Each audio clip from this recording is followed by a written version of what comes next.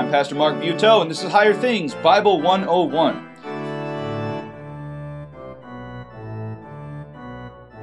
So, the northern kingdom. Well, you know there was a bunch of kings after Jeroboam the first. He's the guy that split off with the kingdoms from Solomon's son Rehoboam. And Jeroboam and all the kings after him were all evil. They were all idolaters. And finally the Lord said, enough. I'm going to punish my people and send these tribes away into exile. And he did it with the Assyrian Empire. Behold the might and awesomeness of the empire of Assyria, whose capital was the great city of Nineveh, whose armies were the scourge and fear of all the peoples around them. The Assyrian Empire was what you would call from the ancient Near East one of the superpowers of the day.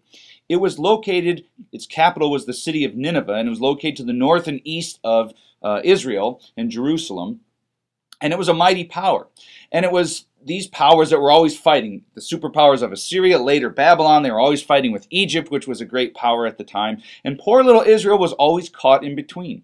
But finally, the Lord had had enough of the idolatry of the northern 10 tribes, the wickedness of their kings, and he says, I'm going to send you into exile. I'm going to punish my people and give you what you deserve for continuing to turn away from me. Or to put it another way, he's going to give them exactly what they want. If they don't want Yahweh to be their Lord, then they will be the slaves of the Assyrians. So in the year 722 BC, 722 years before Jesus was born, Tiglath-Pileser, great name, huh? He was the king of Assyria, the Assyrian Empire.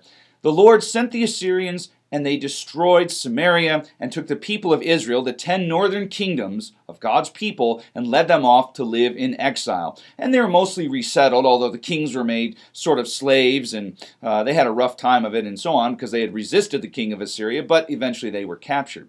Now, how could this happen? How could God let his people suffer like this?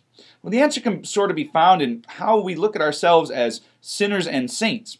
Our old Adam has got to be drowned, as we learn in the catechism and baptism. Well, God's people, when they're full of themselves and their sin, well, their sin is punished. And they are shown that if they don't want God, if they don't want the Lord, if they don't want Yahweh, well, then they don't have to have him. But they will serve other masters, cruel masters, in this case, the Assyrians.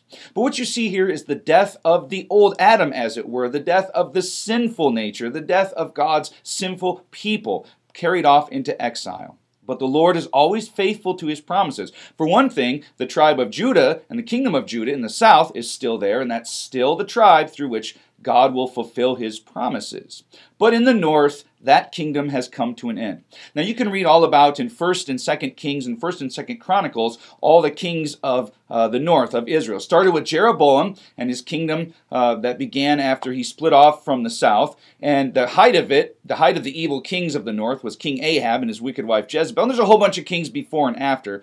But it all results in this, that all the kings of Israel were constantly wicked, constantly leading the people into idolatry. And finally the Lord said, enough, you're going into exile.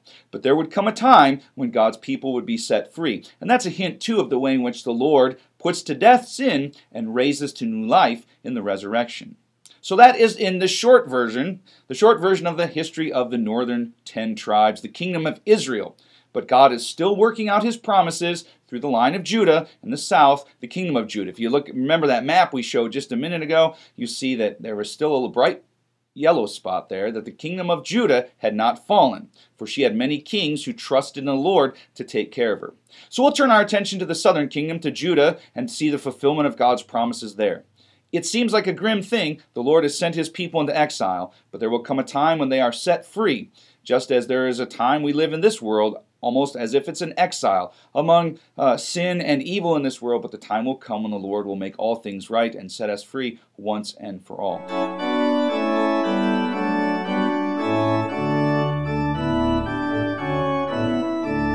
I'm Pastor Mark Buetow, and this has been another Higher Things video short for Bible 101.